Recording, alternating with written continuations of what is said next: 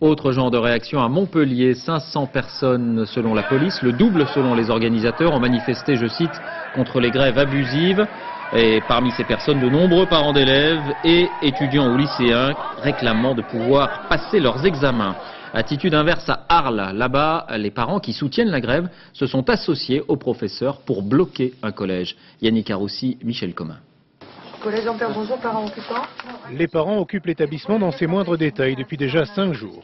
Il y a bien sûr des préoccupations spécifiques au collège situé en ZEP, la fermeture de 4 classes ou la perte d'un demi-poste de surveillant. Mais s'ils sont là aujourd'hui, c'est aussi pour dire leur inquiétude quant aux conséquences du projet de loi sur l'éducation, notamment la diminution du nombre de fonctionnaires non enseignants. On comprend bien que c'est le moment de faire ces choses-là, qu'on est dans un moment critique qui est aussi l'amorce d'une sorte de choix de société.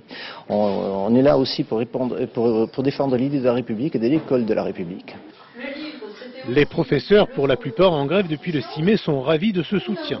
Ils ont l'habitude de travailler main dans la main avec les 3 associations de parents d'élèves. Et c'est d'un commun accord qu'ils ont décidé aujourd'hui de laisser les élèves de 3e assister à leurs cours.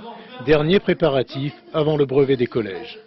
Je trouve ça normal, bien qu'on soit déclaré gréviste, on ne peut pas pénaliser les élèves, on a passé l'année avec eux, quelquefois 2 ans pour certains, et donc c'est normal qu'on sacrifie un petit peu de temps pour eux. Et pour rendre l'appareil, les élèves sont invités à venir grossir les rangs de la manifestation de demain dans les rues d'Arles.